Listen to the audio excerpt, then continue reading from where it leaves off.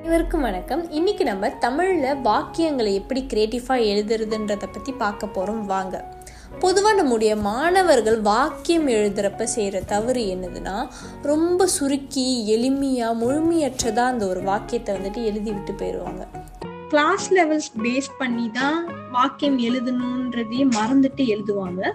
பொதுவா மாணவர்கள் வாக்கியம் எழுதுறப்ப 1 to 1.5 சராசரியான வரிகள் இருக்கணும்.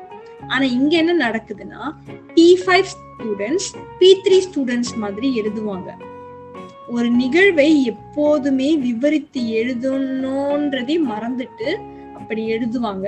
எடுத்துக்காட்டாக, கமலா கீழே விழுந்தாள், இவ்வளவுதான் பண்ணுவாங்க.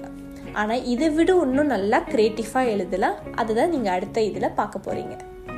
தரை ஈரமாக இருப்பதை பார்க்க தவறிய கமலா வழுக்கி வாங்கிய உணவு தட்டோடு குபீர் என்று கீழே விழுந்தாள்.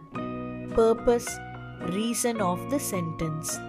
தரை ஈரமாக இருப்பதை பார்க்க தவறிய கமலா. verb, விழுந்தாள்.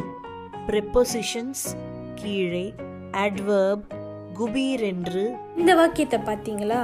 ஒரு வாக்கியம் முழுமையா கிரியேட்டிவாக இருக்கணும்னா அந்த வாக்கியத்தில் நவுன் இருக்கணும். அந்த வாக்கியம் எதற்கு செயல்படுதுன்ற பர்பஸும் ரீசனும் இருக்கணும். வேர்ப் இருக்கணும், ப்ரிப்போசிஷன்ஸ் அண்ட் ஆல்சோ adverb. இந்த 5 இருந்தாலே அந்த வாக்கியம் கிரியேட்டிவான வாக்கியமாகவும் ஒரு முழுமையான வாக்கியமாகவும் ஆசிரியர்கள் கண்களுக்கு தென்படும். அதனால் மாணவர்கள் தங்களின் வாக்கியங்களை எழுதும்போது காணொளியில் சொல்லப்பட்ட அம்சங்களை சேர்த்து கொள்வது சிறப்பு. ஒரு வாக்கியத்தை மாணவர்கள் முழுமையாக எழுதி பழகி கொள்ளும் போது மொழி பகுதியில் அவர்களின் மதிப்பெண்களை அதிகரிக்க செய்யலாம்.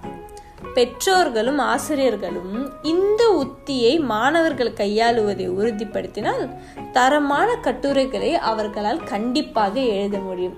ஸோ உங்களுக்கும் இந்த மாதிரியான வாக்கியங்கள் தெரியுமா? கீழே கமெண்ட் செக்ஷனில் சொல்லிட்டு போங்க.